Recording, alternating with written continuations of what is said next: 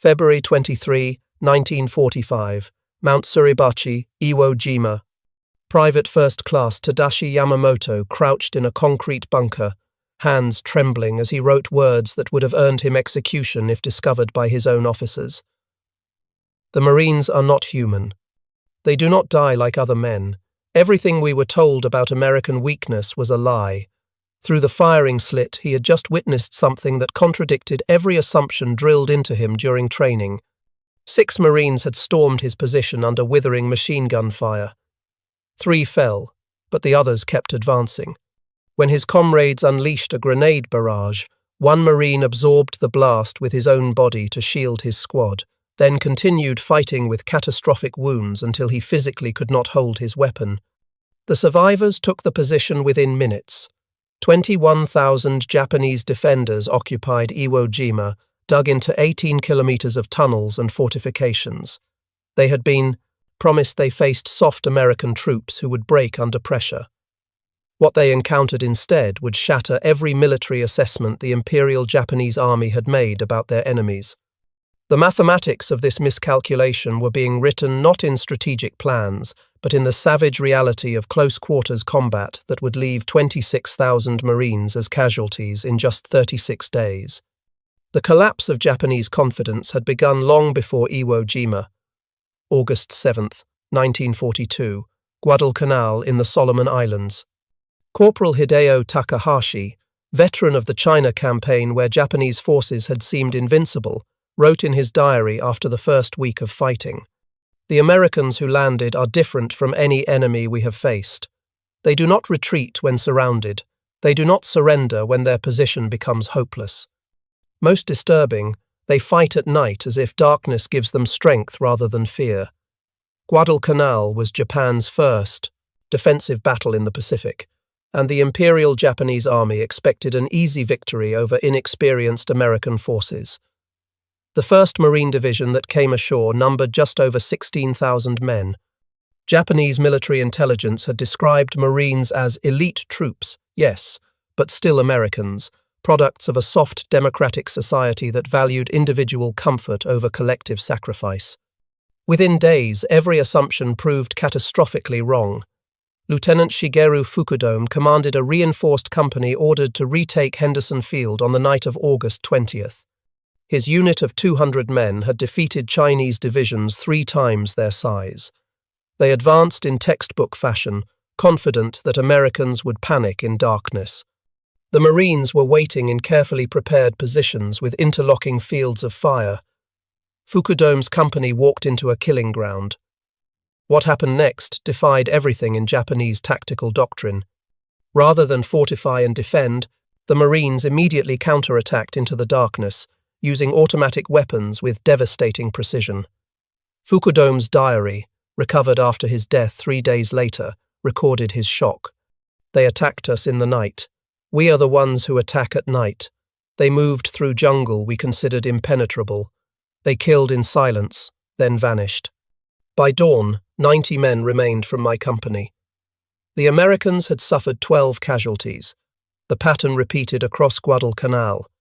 Japanese forces, accustomed to enemies who crumbled under banzai charges, discovered Marines who held positions until physically overrun, then fought hand-to-hand with bayonets, knives, and fists.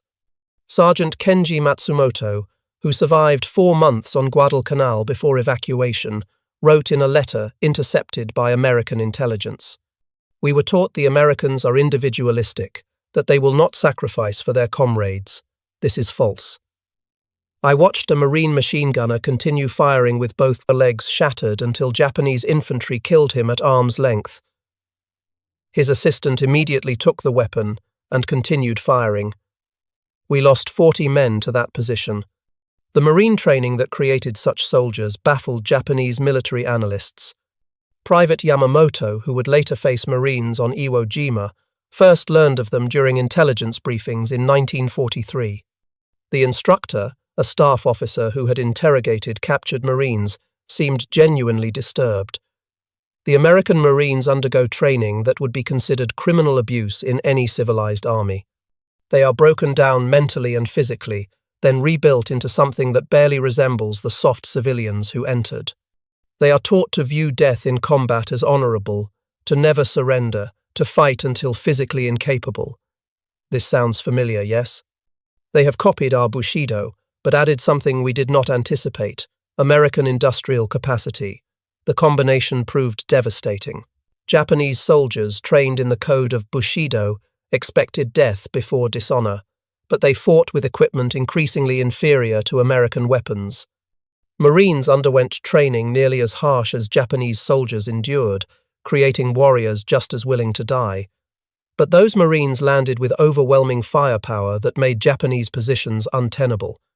November 20th, 1943. Tarawa Atoll, Rear Admiral Keiji Shibasaki commanded 4,500 defenders in fortifications considered impregnable. The 2nd Marine Division proved him wrong in 76 hours. Private First Class Tadashi Ogawa, one of only 17 Japanese survivors, told interrogators what he witnessed. The first wave was massacred in the water. We killed hundreds. More craft arrived. The second wave died on the beach. More came. The third wave reached our positions with flamethrowers. They did not stop until we were dead, or they were. The mathematics were brutal. Nearly 6,400 men died on Tarawa in 76 hours. The Marines who survived had demonstrated they would take any objective regardless of cost.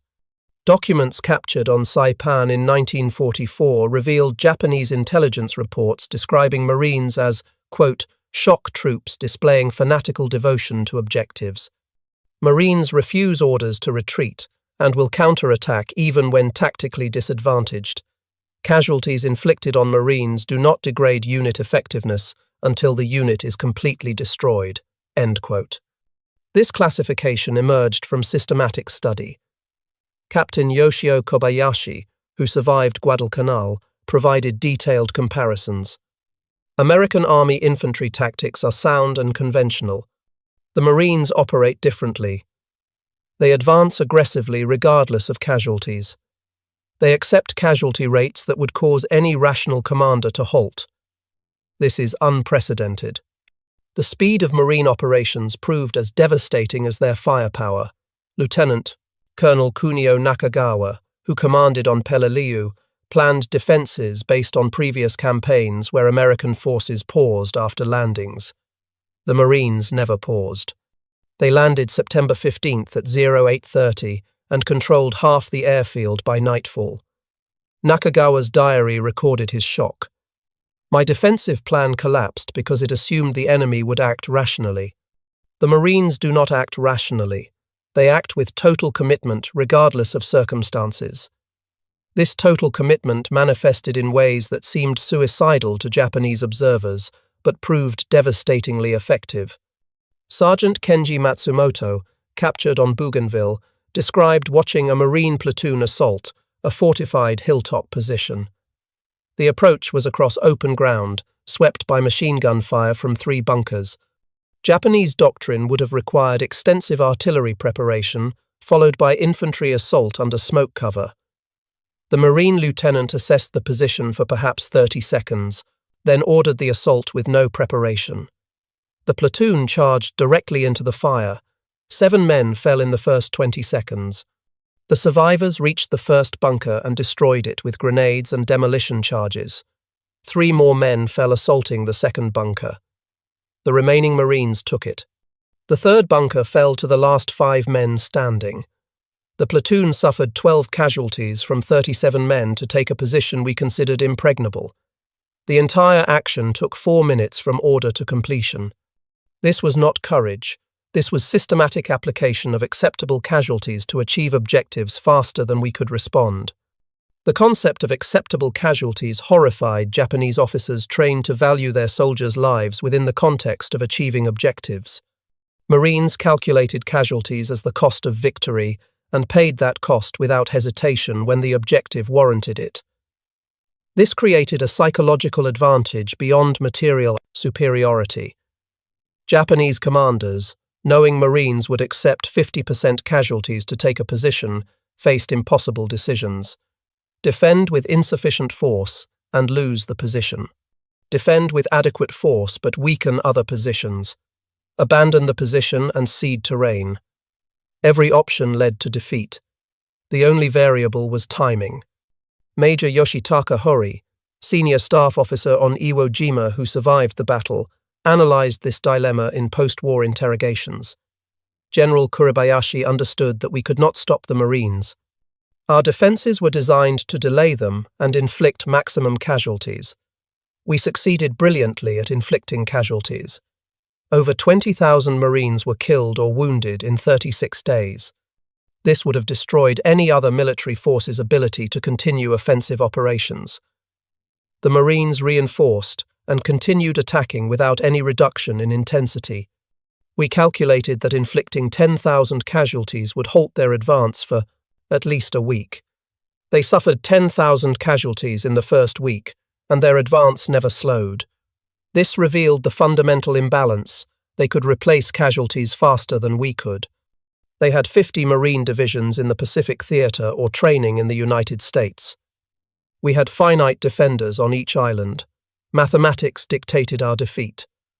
The mathematics extended beyond simple manpower.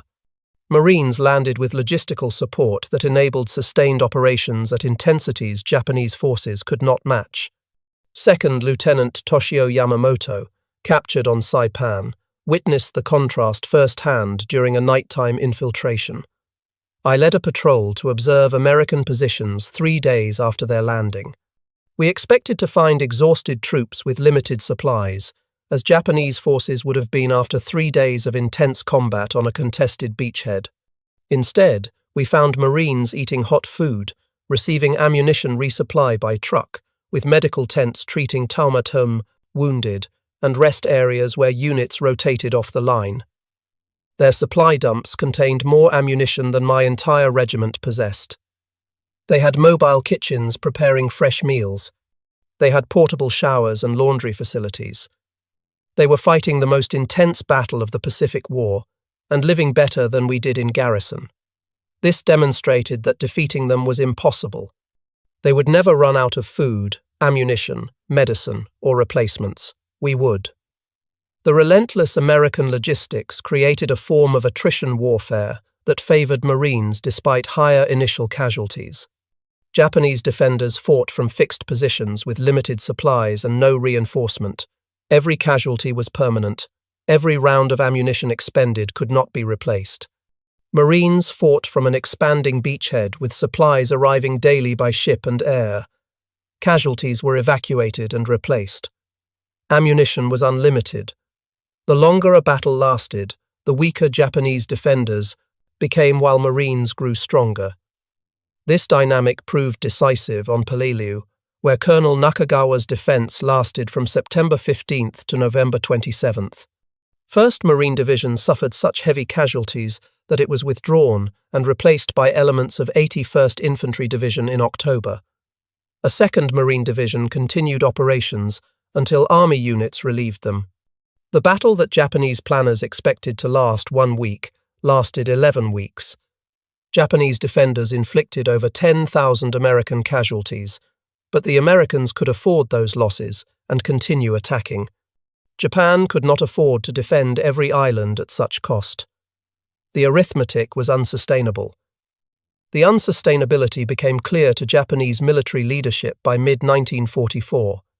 Intelligence summaries distributed to garrison commanders acknowledged that Marines could not be stopped, only delayed. One document, captured on Tinian, provided guidance that revealed complete abandonment of any hope for victory. When defending against Marine assault, do not expect to hold positions indefinitely.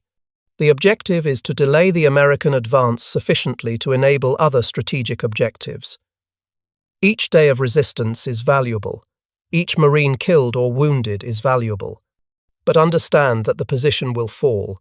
Prepare accordingly.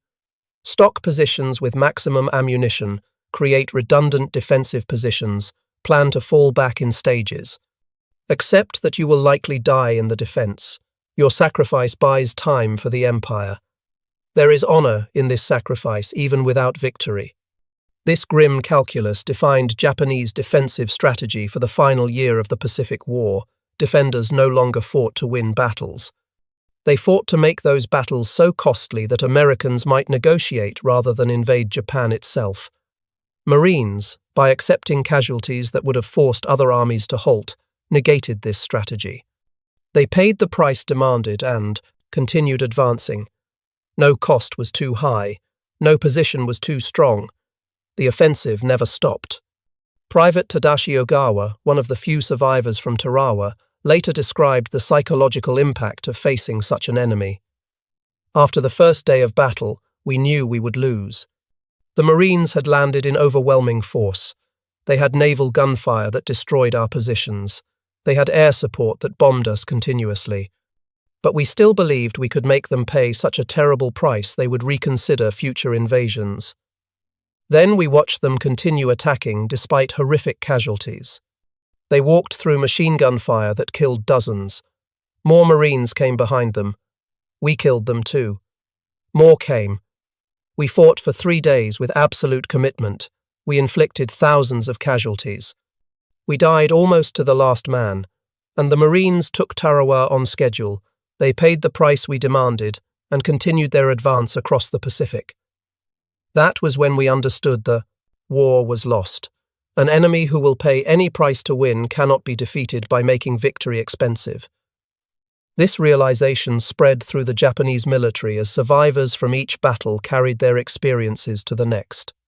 By the time Marines landed on Iwo Jima in February 1945, every Japanese defender knew they faced the most implacable enemy in the Pacific. They knew they would die. They knew the Marines would take the island. The only question was how many Marines would die with them. General Kuribayashi's defensive plan accepted these realities and built strategy around them. His orders to troops acknowledged what official propaganda denied. We cannot win this battle. We can only make the Americans bleed for every meter of ground. That is our mission. Accept death. Inflict casualties. Delay their advance. This is how we serve the Empire in its darkest hour. This assessment proved accurate in battle after battle. February 19th, 1945, D-Day on. Iwo Jima provided the most comprehensive Japanese military analysis of marine capabilities. General Tadamichi Kuribayashi, arguably the most capable defensive commander Japan fielded in the Pacific, spent months studying marine tactics and creating defenses specifically designed to defeat them. His preparations were extraordinary. But before Iwo Jima tested Kuribayashi's theories, Marine raiders had demonstrated capabilities beyond standard excellence. These elite units conducted deep penetration operations that created terror disproportionate to their small numbers. Japanese forces discovered that raiders operated in darkness with devastating effectiveness. Colonel Kiyono Ichiki learned this fatally on Guadalcanal in August 1942. His 900 men had defeated Chinese forces through aggressive night attacks. Japanese doctrine held that Americans feared darkness. Ichiki planned a textbook night assault against marine positions on the Tanaru River. Raiders from 1st Marine Raider Battalion waited in prepared positions. Ichiki's force waded into the river at 01:30 hours on August 21st. Raiders opened fire at point-blank range with automatic weapons, supported by pre-registered artillery. The battle lasted 20 minutes. Japanese casualties exceeded 700 killed. Marine casualties numbered 35. The raiders were eventually disbanded and integrated into regular Marine divisions in 1944, but their tactics spread throughout the Corps. By Iwo Jima, standard Marine infantry employed techniques raiders had pioneered. Night patrols probed continuously. Small units made independent decisions. Communications allowed unprecedented coordination. The result was an enemy that fought 24 hours per day with intensity Japanese forces could not sustain. Corporal Hideo Takahashi, who fought on 3 islands before his capture on Okinawa, summarized the experience. The Marines never stopped. Day attacks, with overwhelming firepower. Night attacks by small units infiltrating our positions. Constant artillery harassment preventing rest. Air attacks throughout daylight hours. We were under pressure continuously from landing to defeat. Japanese forces traditionally controlled the night and could rest and regroup after daylight battles. Against the Marines, there was no rest. There was no safe time. There was only continuous combat until we were dead or captured. This was industrial warfare applied without mercy. The industrial aspect of Marine operations fascinated and terrified Japanese military analysts. Unlike Japanese forces that relied on spirit and individual sacrifice to overcome material limitations, Marines systematically applied maximum force to every problem. When faced with a fortified position, they did not rely on courage or clever tactics.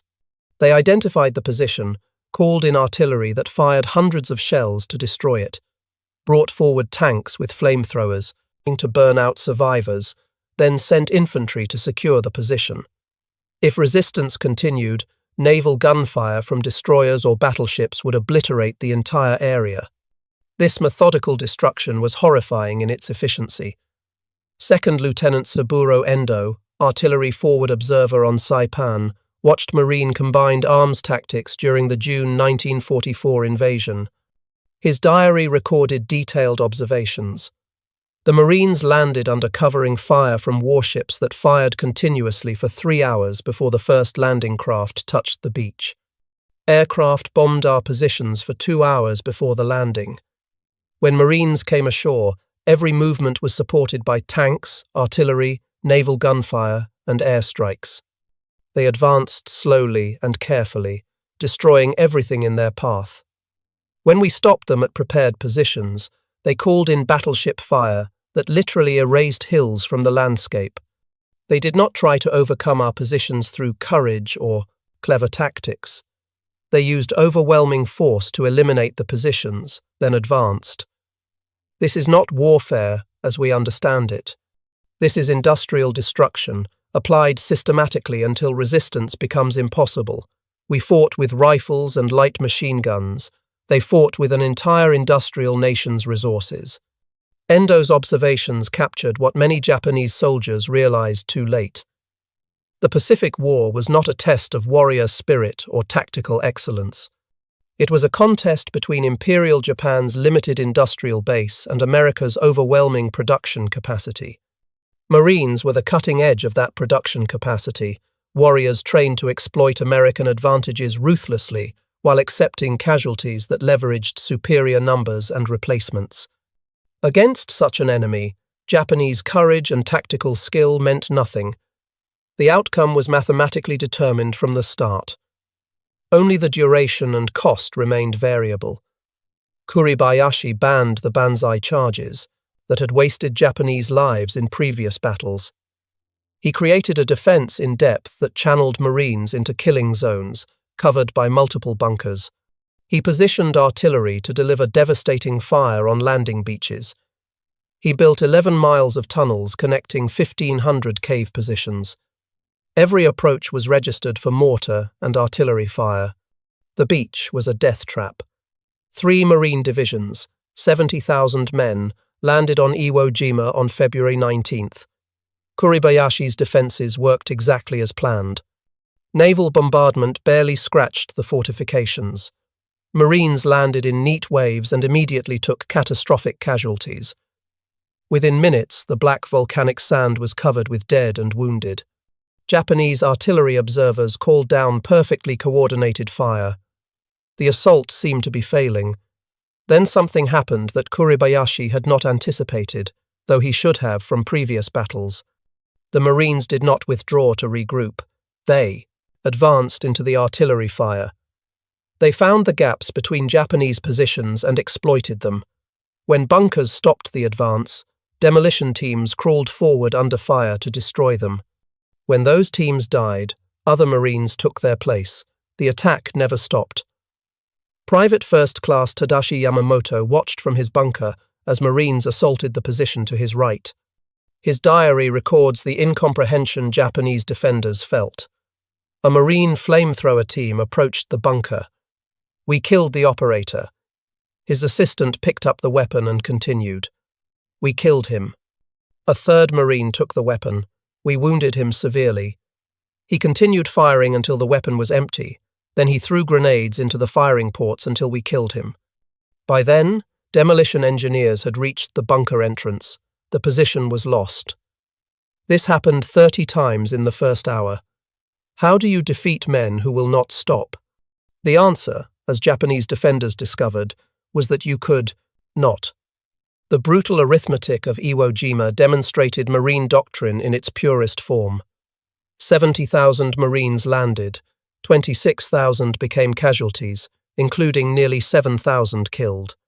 But all 21,000 Japanese defenders died except for 1,016 who were captured, most because they were unconscious or too wounded to resist.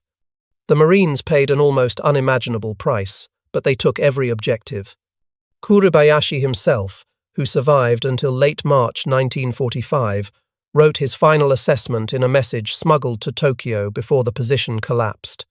The Marines are the most effective fighting force I have encountered. They possess several attributes that make them uniquely dangerous. First, their training creates soldiers willing to accept casualties that would break other units. Second, their firepower exceeds ours by a factor of 5-to-1 in artillery and 10-to-1 in air support. Third, their junior leaders make decisions at squad level that our officers make at company level, allowing them to exploit opportunities faster than we can react. Fourth, and most critical, they never stop attacking. There is no defense that can survive this combination indefinitely. This final point terrified Japanese defenders across the Pacific. Soldiers could accept defeat in battle. They could understand being outgunned or outmaneuvered. What they could not comprehend was an enemy that simply would not stop regardless of losses. Corporal Hideo Takahashi, who fought on 3 islands before his capture on Okinawa, explained in a post-war interview, "You must understand the difference between Marines and other American forces. Army units would attack, take casualties, and pull back to reorganize. This is sensible military doctrine. Marines would attack, take casualties, and continue attacking over the bodies of their own dead. This is not military doctrine. This is something else entirely. The quality that made Marines so feared was deliberately created through training that broke recruits down to nothing, then rebuilt them into warriors whose identity was inseparable from the Corps itself." Documents captured on Saipan included interrogation reports of a Marine prisoner who explained the transformation to bewildered Japanese intelligence officers. Boot camp lasts 8 weeks. For the first 4 weeks, drill instructors destroy everything civilian in the recruit. You are told you are worthless, that you will never be a Marine, that you should quit and join the army. The abuse is psychological and physical. You are pushed until you think you cannot continue, then pushed further. Those who quit are publicly shamed. Those who remain learn that surrender is not an option. The interrogation report noted the Japanese officer's response. This resembles our own training, but more systematic. However, the Marine prisoner then described something that had no parallel in Japanese military training. The second 4 weeks, the instructors build you into a Marine. You learn that you are part of something greater than yourself, that every Marine who ever lived is your brother. This created something unique. Marines fought because to fail was to betray every Marine who had ever lived. The psychological pressure created fighters who would advance when rational calculation said to stop. Japanese forces encountered this mentality in its most concentrated form during Banzai charges that should have succeeded but failed catastrophically. October 24 through 25, 1944. Saipan. Colonel Takuya Takashina led approximately 3,000 Japanese soldiers in a final Banzai charge against Marine positions. Japanese doctrine held that such an assault, conducted with absolute commitment, would shatter any defense through sheer ferocity and the defenders' fear of being overrun. The Marines of the 27th Infantry Division, positioned in the attack's path, were mostly sleeping when the charge began at 0300 hours. Japanese soldiers poured into the Marine lines screaming, "Bayonets fixed," overwhelming forward positions through sheer numbers. Traditional doctrine would call for a fighting retreat to regroup. The Marines counterattacked immediately. Officers and sergeants organized desperate defensive stands at key positions. Marines used every weapon available, from artillery firing at point-blank range to trench knives in hand-to-hand combat. The fighting lasted 4 hours. When dawn broke, Japanese bodies covered an area 500 meters deep. American casualties numbered 90 killed and 247 wounded. 3,000 Japanese soldiers died. Private First Class Takeshi Yoshida survived the charge with severe wounds. His interrogation report, filed 3 days later, captured the shock Japanese soldiers felt. We were told that Americans fear close combat, that they rely on firepower because they are cowards at heart. We charged into their positions expecting them to break. They fought us hand to hand and defeated us. I saw a Marine sergeant kill 7 men with a bayonet and a pistol before he fell. This is not cowardice. We were lied to. The lies extended to every aspect of Marine capabilities. Japanese propaganda had spent years describing Americans as soft, individualistic people who could not withstand hardship. Marines sleeping in foxholes filled with water, eating cold rations for weeks, fighting in 100-degree heat with 80% humidity, contradicted those claims. Japanese soldiers, supposedly trained for hardship, watched Marines thrive in conditions that taxed Japanese endurance to its limits. Corporal Kenji Matsumoto, who survived Guadalcanal before transfer to Bougainville, where he was captured in February 1944, described the contrast in conditions. We were on reduced rations by September 1942, rice twice per day, sometimes less. We supplemented with anything edible we could find in the jungle. We watched the Marines eat 3 full meals daily, sometimes more. They received regular resupply by air and sea. They had fresh water, medical supplies, ammunition without limit. We realized we were fighting an enemy who would never run out of resources. That understanding broke something in us. The material superiority Marines enjoyed was devastating. When faced with fortified bunkers, Marines called in artillery that delivered hundreds of shells in minutes, brought forward Sherman tanks with flamethrowers, and used naval gunfire that could level hills. If that failed, demolition teams would pack hundreds of pounds of explosives against positions. Lieutenant Shigeru Fukudome, before his death on Guadalcanal, wrote the most comprehensive analysis of Marine combined arms tactics captured during the war. The Marines do not fight like individual soldiers. They fight like the parts of a single machine. Riflemen fix our position. Machine gunners suppress our fire. Mortarmen deliver smoke to blind our observers. Artillery destroys our bunkers. Tanks advance with infantry following. Aircraft bomb any position artillery cannot reach. This happens within minutes of contact, coordinated by junior officers using radios we do not possess. We cannot counter this because we cannot coordinate at the same speed. By the time our commander understands the situation and issues orders, the Marines have already moved to exploit our weakness. This speed of execution was possible because Marines delegated authority to the lowest possible level. Sergeants made decisions that Japanese doctrine reserved for captains. Corporals led assaults that required a lieutenant's authority in the Imperial Japanese Army. The result was an enemy that adapted faster than Japanese forces could react.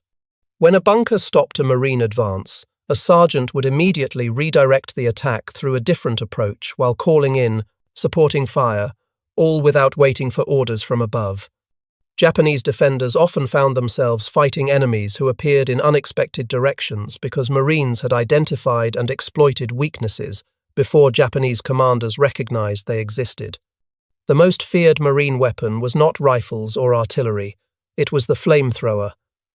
Japanese soldiers, trained to die honorably in combat, discovered that flamethrowers offered no honorable death.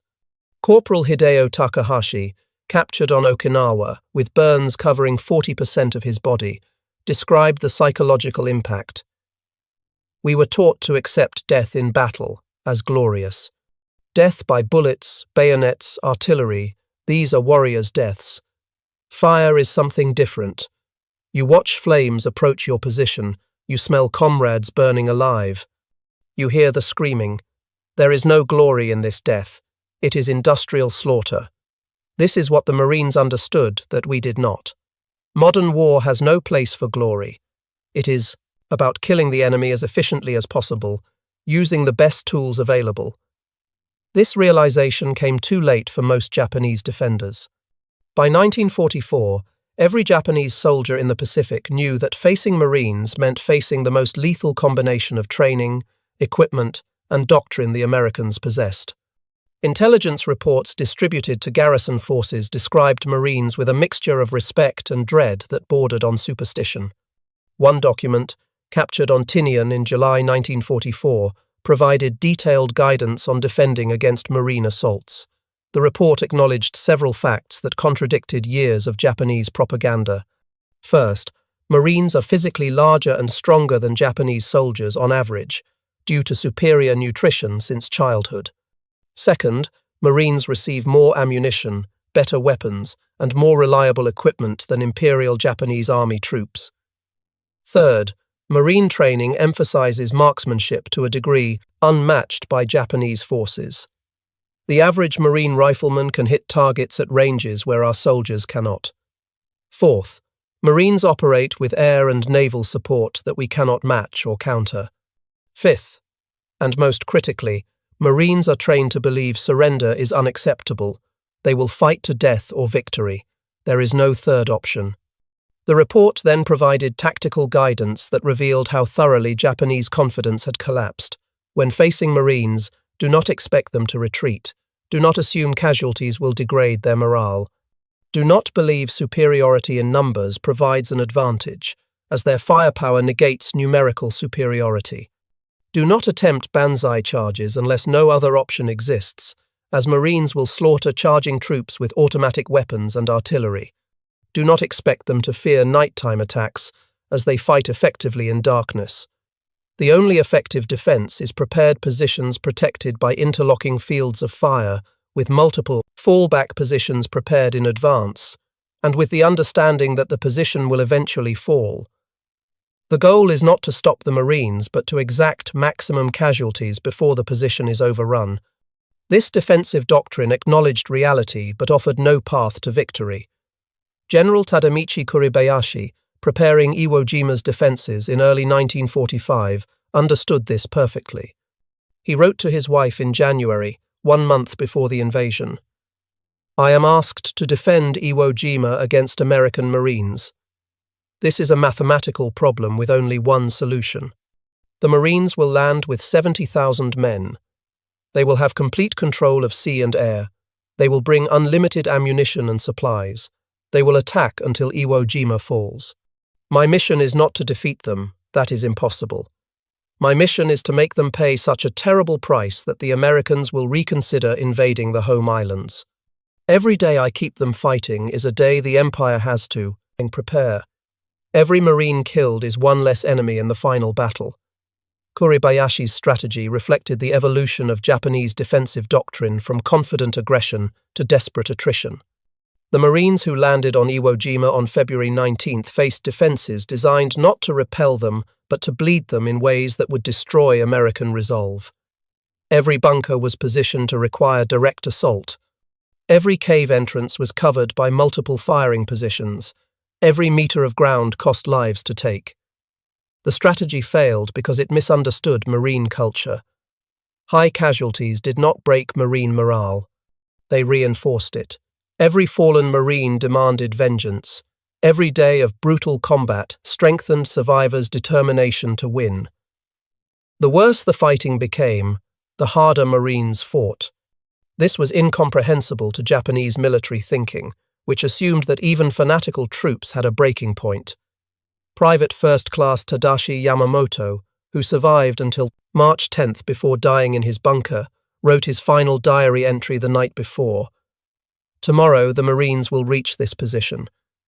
We have killed hundreds of them in the past 3 weeks. More arrive every day. They do not weaken. They do not slow down. They do not stop. I thought our spirit was stronger than American materialism. I was wrong. The Marines have both spirit and material. They have courage equal to ours, combined with weapons and supplies we cannot match. They are what we claim to be. We are what we claimed they were. This is the truth we die knowing." His bunker was destroyed the next morning by a Marine demolition team after a 6-hour battle that killed all 11 defenders and wounded 3 Marines. The position delayed the Marine advance by exactly 40 minutes before being bypassed by other units that continued advancing while combat engineers reduced the bunker. This pattern repeated across Iwo Jima thousands of times. Japanese defenders fought with desperate courage, inflicting terrible casualties, achieving nothing except their own deaths. The campaign ended on March 26. The final statistics told the story of what happened when Marines fought the best defenses Japan could create. 21,000 Japanese defenders died. 1,016 surrendered, most because they were unconscious or physically incapable of resistance. The Marines suffered 26,000 casualties from 70,000 men committed. Nearly 40% casualties. Any other military force would have required months to recover. 3rd, 4th, and 5th Marine Divisions were back in action within 6 weeks. This ability to absorb casualties and continue fighting became the defining characteristic that most terrified Japanese defenders. Corporal Kenji Matsumoto, imprisoned in Hawaii after his capture, explained in a 1946 interview what Japanese soldiers felt facing Marines. The worst part was knowing they would never stop. You could kill half a Marine unit, and the survivors would continue attacking. You could wound their leaders, and sergeants would take command. You could fight them to exhaustion, and they would attack again the next day. There was no way to win. You could only kill them until they killed you. That is not war. That is mutual annihilation. And the Marines had more men than we did. The American industrial capacity that produced waves of replacement Marines astonished Japanese military planners. Intelligence reports from late 1944 noted that Marine divisions suffered 75% casualties on Peleliu in September 1944, then returned to full strength within 3 months. Those replacements landed on Iwo Jima in February and fought with the same effectiveness as veterans. This ability to regenerate defeated units was beyond Japanese capability. The Imperial Japanese Army had no comparable training system, no replacement pipeline that could maintain unit quality while absorbing catastrophic losses. American efficiency extended to every aspect of Marine operations. Wounded Marines received medical treatment within minutes of being hit. Casualty evacuation by air and sea moved wounded men from battlefield to hospital ship in hours. Blood plasma, antibiotics, surgical care that saved lives at rates unprecedented in military history. Japanese wounded often died from lack of medical supplies, from infected wounds, from injuries that American medicine routinely treated. Captured Japanese soldiers watched Marines who should have died from wounds that would have killed Japanese soldiers instead survive to fight again. The final humiliation came after Japanese surrender in August 1945. Marines occupied Japanese home islands, expecting resistance from a population indoctrinated to die rather than submit. Instead, they found exhausted people grateful the war had ended. Private First Class Takeshi Yoshida, repatriated in 1946 after recovering from wounds received on Saipan, described his return home. Everything we were told was lies. The Marines did not torture prisoners. They provided food, medical care, shelter. They treated us better than our own officers had. The Americans were not barbarians. We were the barbarians. This knowledge destroyed what remained of our faith in the empire. Thousands of former Japanese soldiers reached similar conclusions. The post-war interrogation reports revealed common themes: respect for Marine fighting qualities, bitterness toward Japanese leadership that had lied about American capabilities, recognition that the war had been hopeless from the start because Japan could not match American industrial capacity or the fighting quality of troops like the Marines. The most comprehensive assessment came from General Tadamichi Kuribayashi's final message from Iwo Jima, delivered through desperate radio transmission on March 21st, 5 days before the island fell. He wrote, "I have fought the Marines for 31 days. They are the finest soldiers I have encountered. Their training is superior, their equipment is overwhelming, their courage equals ours, and their numbers are endless. Japan cannot defeat such an enemy. We can only die fighting them, and hope that our sacrifice buys time for peace negotiations that preserve something of our nation. To my fellow officers preparing to defend the home islands, know this: the Marines will come. You cannot stop them. You can only make them pay in blood for every meter of ground. Perhaps if the price is high enough, they will negotiate rather than destroy everything. That is our only hope. That hope died with the atomic bombs in August. But Kuribayashi's assessment of Marines proved accurate. They were the tip of the spear that broke Japanese defensive lines across the Pacific. They paid a terrible price, with casualty rates that would have destroyed lesser organizations. But they never broke, never retreated, never surrendered an objective. They were exactly what Japanese propaganda had claimed the Imperial Japanese Army was: invincible warriors who would fight to death before accepting defeat. The final irony was that Marines achieved this through systematic training and overwhelming material support, not through mystical warrior spirit or racial superiority. They proved that modern warfare required both courage and industrial capacity, both training and technology, both individual sacrifice and national resources. Japan had courage and training. America had everything. The Marines embodied that totality in a way no other American unit matched. Japanese veterans recognized this distinction. Corporal Hideo Takahashi, interviewed in 1975 as an old man, summarized what his generation learned fighting Marines. We were taught that spirit conquers material, that our will to die made us invincible. The Marines taught us that spirit plus material conquers spirit alone. They were as willing to die as we were, but they had Sherman tanks and naval gunfire and unlimited ammunition and air supremacy and medical care and food and all the resources of America behind them. We had our rifles and our courage and promises of victory. That was not enough. It was never going to be enough. The Marines proved that on every island they took. The statistical record supports this conclusion. Marines fought in every major Pacific campaign, from Guadalcanal in August 1942 to Okinawa in June 1945. They suffered 86,000 casualties, including 19,500 killed. But they never failed to take an objective, never abandoned a position once captured, never gave Japanese forces reason to believe Marines could be defeated through superior tactics or fighting spirit. The price was terrible. The results were absolute. Japanese military analysts studying Marine operations after the war reached unanimous conclusions. The Marines represented the ultimate expression of American military power. They combined warrior ethos matching Japanese Bushido with industrial resources matching American production capacity. They trained soldiers willing to die for victory while providing those soldiers with weapons and support that made victory possible. This combination was unbeatable. The lessons learned came too late for the 21,000 Japanese soldiers who faced Marines on Iwo Jima, or the 30,000 who fought them on Okinawa, or the hundreds of thousands who prepared to fight them on the home islands before surrender ended the war. Those men knew only that Marines were the enemy they feared most, the enemy their officers could not stop, the enemy who would keep coming regardless of casualties until every Japanese defender was dead. Private First Class Tadashi Yamamoto's final diary entry, written hours before his death in a bunker on Iwo Jima, captured this knowledge. He wrote, "The Marines will win, not because they are braver than we are, not because they want victory more than we do. They will win because their nation gives them everything they need to win, and they will use those resources without mercy until we are all dead. This is the truth our leaders should have told us.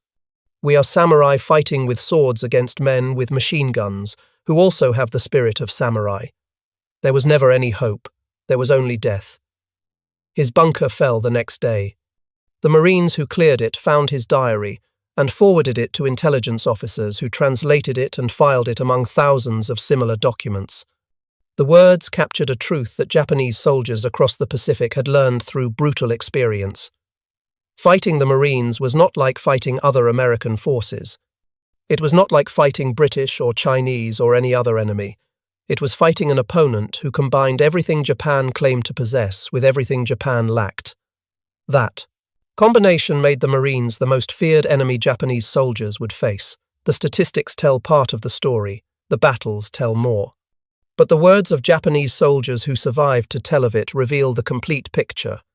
They fought men who would not stop, who would not surrender, who would die before accepting defeat, and who had the weapons and support to make that spirit devastating. Against such an enemy, courage was not enough, training was not enough, determination was not enough.